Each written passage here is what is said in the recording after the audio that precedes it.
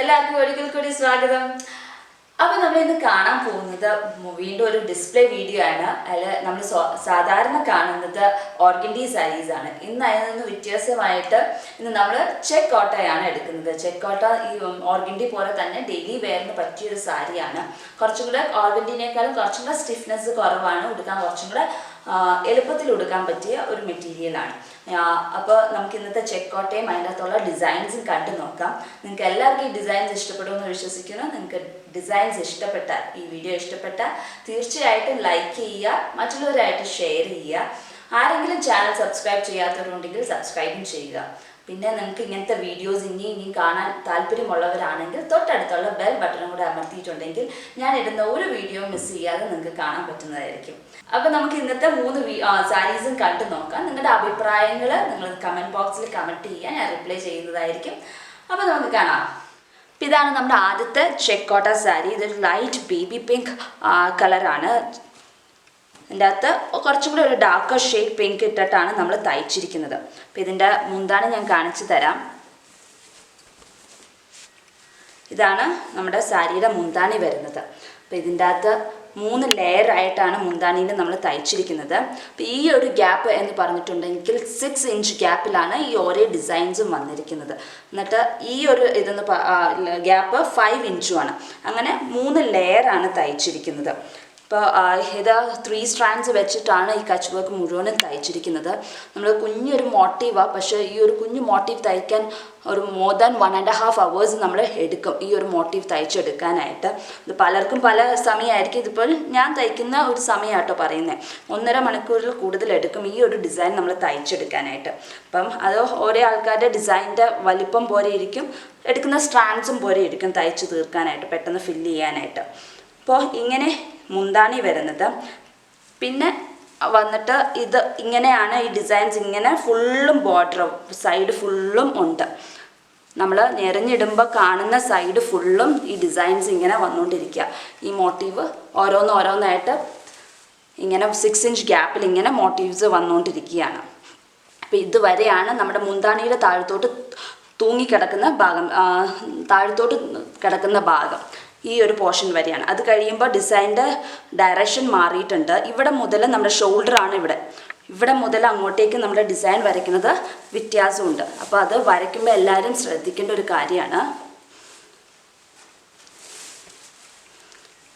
ഇവിടെ മുതൽ വരുമ്പോൾ ഡിസൈൻ്റെ ഇത് മാറിയിട്ടുണ്ട്, ഡയറക്ഷൻ മാറിയിട്ടുണ്ട്. ഇവിടെ നിന്ന് ഷോൾഡർ സ്റ്റാർട്ട് ചെയ്യും. അപ്പം ഡിസൈൻ്റെ ഡയറക്ഷൻ മാറിയിട്ട് വരച്ചിട്ട് ഇതുവരെ തന്നെ അങ്ങോട്ടേക്ക് ഇനി ഡയറക്ഷൻ മാറണ്ട, ഇങ്ങനെ തന്നെ വരച്ചു പോകുന്നു.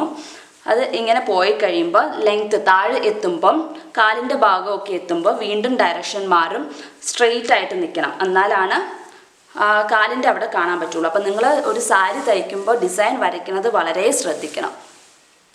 അപ്പം ഇത് കാലിൻ്റെ പോർഷനിൽ വരുമ്പോൾ സ്ട്രെയിറ്റ് ആയിട്ട് വരും. ഇങ്ങനെ സ്ട്രെയിറ്റ് ആയിട്ട് വരയ്ക്കണം. അപ്പോൾ ഷോൾഡറിൻ്റെ അവിടെ വരുമ്പോൾ ഡയറക്ഷൻ മാറ്റണം, കാലിൻ്റെ പോർഷൻ വരുമ്പോൾ ഡയറക്ഷൻ മാറ്റണം, മുന്താണിയിൽ വരുമ്പോഴും ഡയറക്ഷൻ. അത് ചേഞ്ച് ചെയ്യാൻ എപ്പോഴും തയ്ക്കുന്ന ഡിസൈൻ വരയ്ക്കുന്നതിന് മുമ്പ് ഇതെല്ലാം നോക്കിയിട്ട് വേണം വരയ്ക്കാനായിട്ട്. അപ്പോൾ ആദ്യം നിങ്ങളൊരു സാരി എടുത്താൽ മാർക്ക് ചെയ്യണം എവിടെയൊക്കെയാണ് കാലിൻ്റെ പോർഷൻ എവിടെയാണ് വരുന്നത്, ഷോൾഡർ എവിടെയാണ് വരുന്നതെന്ന് മാർക്ക് ചെയ്തിട്ട് വേണം ഡിസൈൻ വരയ്ക്കാൻ.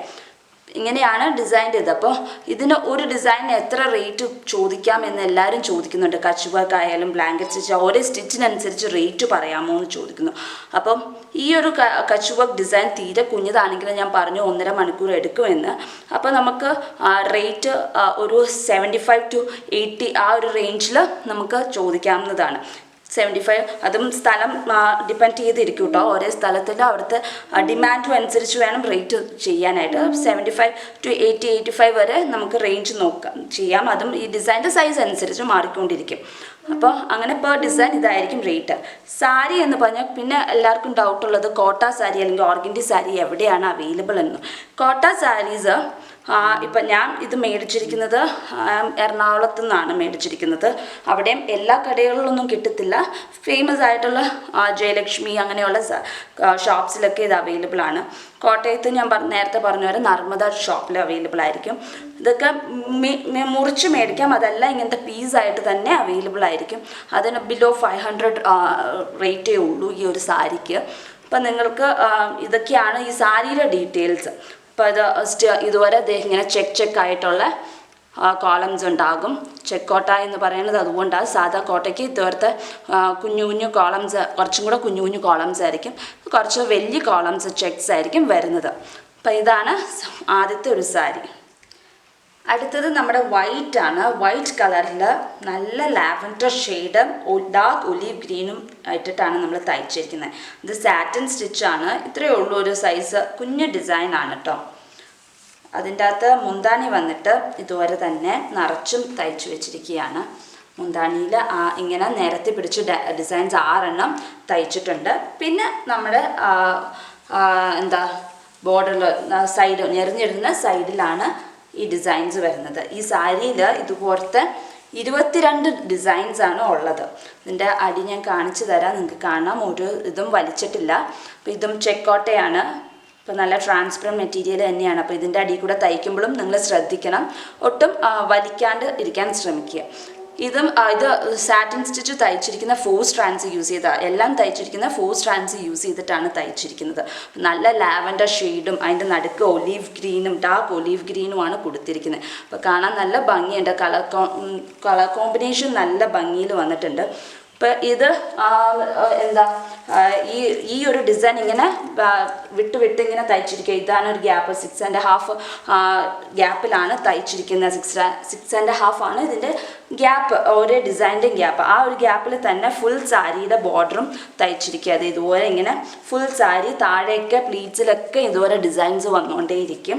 അപ്പം ഈ ഒരു ഡിസൈൻ എന്ന് പറഞ്ഞിട്ടുണ്ടെങ്കിൽ ഇത് ഓരോ ആൾക്കാരുടെ ത്രെഡ് എടുക്കണ എമൗണ്ട് പോലെ ഇരിക്കും. അപ്പോൾ ഇത് ഒരു ഡിസൈനിന് 150 റുപ്പീസൊക്കെ നമുക്ക് നോക്കാം.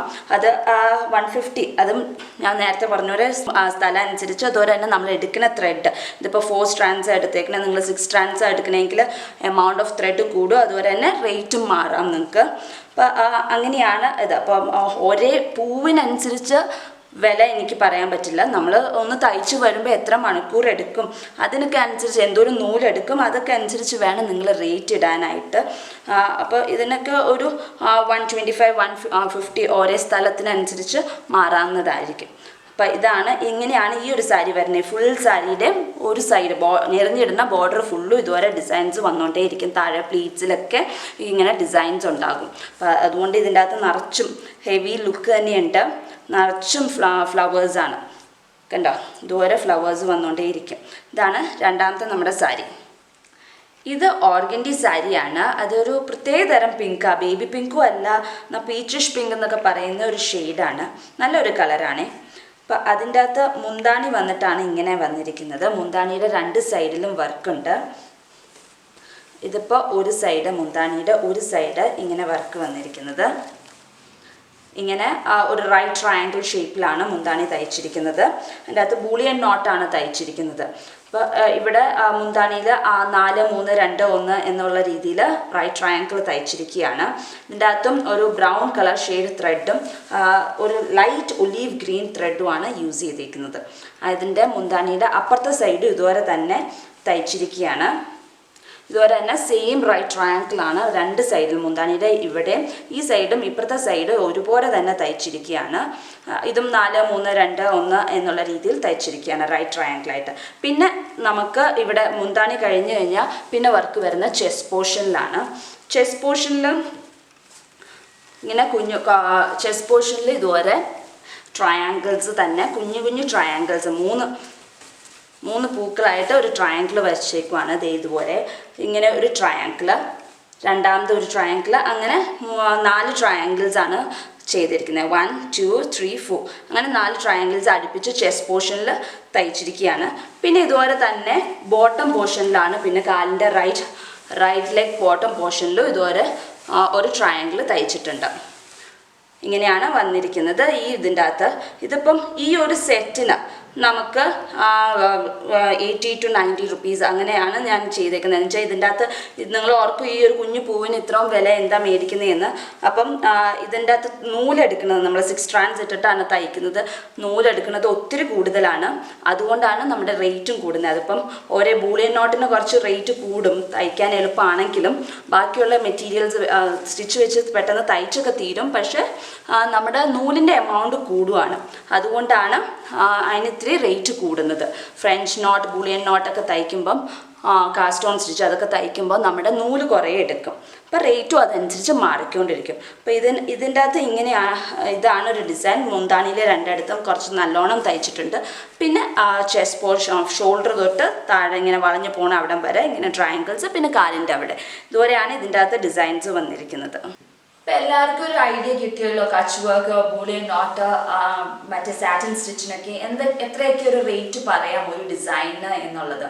അപ്പോൾ ഇത് നിങ്ങളുടെ ഏരിയയിലത്തെ റേറ്റ് അനുസരിച്ച് ഞാൻ പറയുന്ന റേറ്റ് അതുപടി പറഞ്ഞ് റേറ്റ് ഇട്ടിട്ടുണ്ടെങ്കിൽ ചിലപ്പോൾ നിങ്ങളുടെ ഏരിയയിൽ അത്രയും റേറ്റ് ഉണ്ടാവത്തില്ല.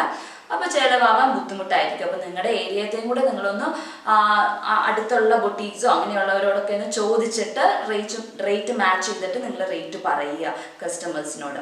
അപ്പോൾ നിങ്ങൾക്ക് ഈ ഡിസൈൻസ് എല്ലാം ഇഷ്ടപ്പെട്ടു എന്ന് വിശ്വസിക്കുന്നു. ഞാൻ ഇതിൻ്റെ എൻഡ് ഓഫ് ദി വീഡിയോ ഞാൻ ഈ ഡിസൈൻസ് 3 ഇടുന്നതായിരിക്കും. ആവശ്യമുള്ളവർക്ക് എടുക്കാവുന്നതാണ്. അപ്പോൾ അടുത്ത ദിവസം അടുത്ത വീഡിയോ ആയിട്ട് കാണാം. അതുവരേക്കും ബൈ.